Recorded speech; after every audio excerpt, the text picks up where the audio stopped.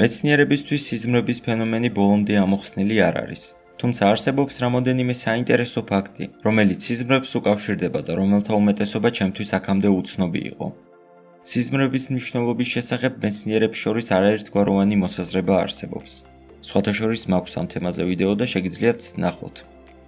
ზიგმუნდ ფროიდს შეეროდა, რომ სიზმრები ჩვენი ქვეცნობიერის ფანჯარაა და გამოხატავს ჩვენს ქვეცნობიერ სურვილებს, ფიქრებსა და მოტივაციებს. ფროიდის აზრით, სიზმრების საშუალებით ადამიანები იკმაყოფილებდნენ იმ სურვილებს, რომლებიც მიუღებელი იყოს საზოგადოებისთვის. მოკლედ, ამ ვიდეოში გაიგებ 10 საინტერესო ფაქტს სიზმრების შესახებ. ბრმებსაც აქვთ სიზმრები. ადამიანები, რომლებიც დაბადებიდან არიან ბრმა, სიზმრებში გამოსახულებებს ვერ ხედავენ. თუმცა ხმის, სუნის, შეხების და ემოციის აღქმა კარგად შეუძლიათ. ადამიანები, რომლებიც დაბადების შემდეგ დაბრმავდნენ, სიზმრებში გამოსახულებებსაც ხედავენ. ლორი, რომელიც 7 წლის ასაკში დაბრმავდა, ამბობს: სიზმრებში ყველაფერს ხედავ, ფერებსაც. ხედავ ადამიანების სახეებს, რომლებსაც დაბრმავებამდე ვიცნობდი. მათ კი ვის სისახეც არასდროს მინახავს, ბუნდოვნად ვხედავ, ან იმ სახით, რომლითაც წარმომიდგენია. როცა დავბრმავდი, დედაჩემი 30 წლის იყო. ჩემს სიზმრებში ახლაც ისეთია. ძილის ამნეზია.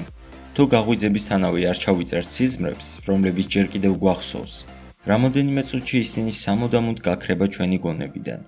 ამ ფაქტის ასახსნელად ყველაზე ცნობილი თეორია ფროიდს ეკუთვნის. ფროიდის რეპრესიის თეორიის მიხედვით, ყველა ჩვენი სიზმარი ჩვენ სურვილებს უკავშირდება. შესაბამისად, ჩვენი ტვინი ბლოკავს იმ სურვილებს, რასთან გამკლავებაც ემოციურად არ შეუძლია. მისი აზრით, ჩვენს ტვინს არ სურს შეინახოს კონკრეტულად ზედმეტი ტრავმატული ინფორმაცია. სიზმრებს ყველა ხედავს. გარდა იმ ადამიანებისა, რომლებსაც ექსტრემალური ფსიქოლოგიური პრობლემები აქვთ. სიზმრები გვიცავს ფსიქოზისგან. ექსპერიმენტის ფარგლებში მონაწილეებს აძლევდნენ 8 საათს დასაძინებლად, თუმცა ხელს უშლიდნენ REM სტადიაში გადასვლაში. შედეგად ექსპერიმენტში მონაწილეებს აღენიშნებოდათ კონცენტრაციის გაზნელება, გაღიზიანება, ჰალუცინაციები და ფსიქოზის ნიშნები, სულ რაღაც 3 დღის შემდეგ. REM ძილის მიღებისას მონაწილეთა ტვინმა აღიდგინა დაკარგული დრო. გაიზარდა REM სტადიაში გატარებული დროის პროცენტული წილი. სიზმარში ვხედავთ მხოლოდ იმას, რაც გვინახავს. სიზმრებში ხშირად შეიძლება შევხვდეთ ადამიანს, რომელსაც არ ვიცნობთ რეალურ ცხოვრებაში.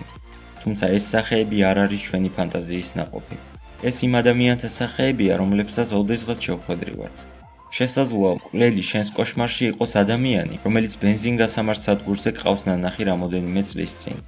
ერთ შეხედვით წარმოუდგენელია, მაგრამ თუ დავფიქრდებით, რამდენ ადამიანს შევხვედრივართ ცხოვრების მანძილზე, ჩვენი სიზმრის სიუჟეტისთვის მრავალი მოქმედი პირი გვყავს, რომელსაც ჩვენი ტვინი დროდადრო აცოცხლებს. შავთეთრი სიზმრები. ადამიანების დაახლოებით 12% შავთეთრ სიზმრებს ხედავს. ასევე სხვადასხვა ადამიანების სიზმრების შესწავლისას საერთო შინაარსის აღმოჩენაც შეიძლება.